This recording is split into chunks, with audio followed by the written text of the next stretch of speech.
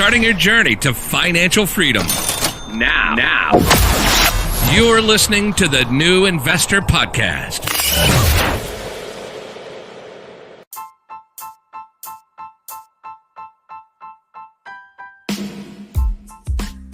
This is the Young Investor for the New Investor Podcast, and it is day 38 on our journey towards financial freedom. I have had some very interesting days in Bangkok as part of my company's yearly conference. It allowed me to hold plenty of mini conversations with colleagues and senior leaders of the organization, leading more often than not us talking about investing. And on top of business as usual, but I obviously spoke with a little bit more passion and conviction about that subject, as I believe for me it is an actual matter of survival in the long term. But what was quite interesting was to note the number of young and senior leaders who are still disconnected from this world, as I was not so long ago, and however were through our conversations equally passionate about knowing more. So I truly believe that it is a question of lack of practical information coupled with the fear of the unknown that is making them not yet investors. And I was asked questions like, okay, but once you have started investing, how would you tackle the next financial crisis? Or which stocks would you then advise me to buy? Or how much gains have you made so far? All these questions pinpoint to a clear obsession for the short term, which is a behavior typically associated with the consumer, not the investor. And I know exactly what I'm talking about, as I was the perfect consumer myself and for a very long time. The investor will only evolve on a playing field for the long term. Every single decisions that he takes will have the long term in mind only. While I could easily answer those questions for them and satisfy the person listening to me, it is clearly a question of mindset and self-education about the subject of investing. However, we are all experts in knowing how everything functions within the consumer society, down to being able to evaluate prices of goods and services out of our heads. Or being able to even do that while traveling in foreign lands, or knowing exactly how a bank loan functions. We would actively even research online for the best products, for the newest trends, the best prices, and when to buy at the right time. We're masters in perfecting the art of consuming.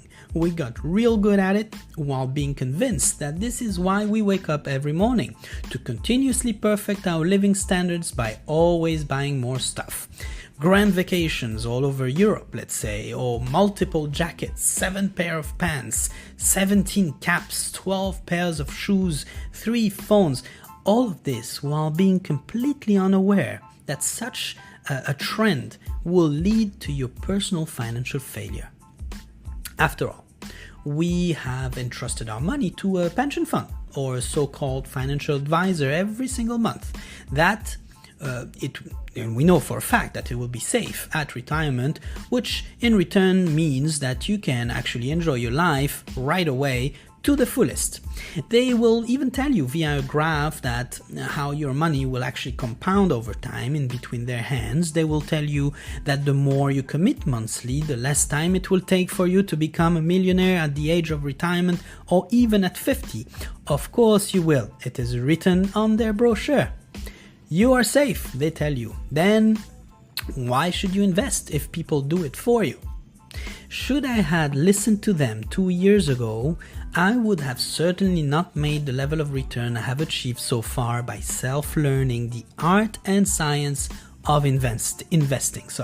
Investing is both an art and a science. I strongly believe, however, that it is more art than science, as the real return rests in your ability to deploy patience, discipline, perseverance, and your ability to control your emotions, stay focused, and being obsessed about the process of achieving your financial goals.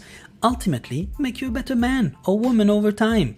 The science can be learned, but it is all about your mindset.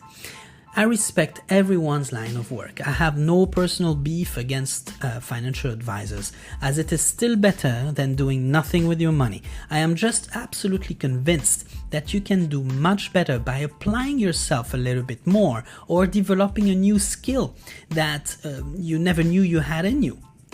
This is a form of activism that is deeply devoted to your progress. During the conference, we were asked to share with our group of colleagues what was our greatest moment of pride.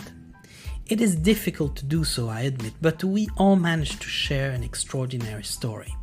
Mine happened 38 days ago now, when I decided to again completely step out of my comfort zone and start this podcast, being able to consistently publish 26 episodes with total plays now reaching triple digits. What was your own greatest moment of pride? It is a very valid question. Will it be today when you decide to become the artist of your own self-development and take your financial future in your own hands? Have a great Friday, everyone, and I look forward to the next episode.